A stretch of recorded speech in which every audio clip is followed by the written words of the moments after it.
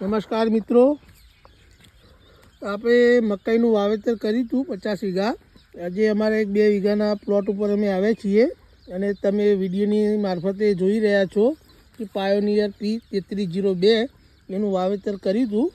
આજે અમારી મકાઈનો લગભગ વાવેતરનો 7મો દિવસ છે અને વરસાદે અત્યારે થોડો ઘણો આવ્યો અને બંધ થઈ ગયો છે. તો તમે આ મકાઈ જોઈ રહ્યા છો, લાઈનો બંધ દેખાવાનું ચાલુ થઈ ગયું છે. લગભગ કંપનીવાળા એવું કહેતા હોય છે કે 90 દિવસની અંદર મકાઈ સાઇલેજ માટે રેડી થઈ જાય છે.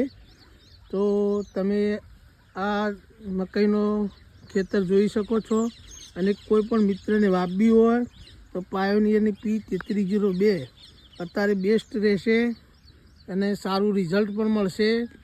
તો તમે અમારો વિડીયો જોતા રહ્યો, શેર કરતા રહ્યો અને ફોલો કરતા રહ્યો.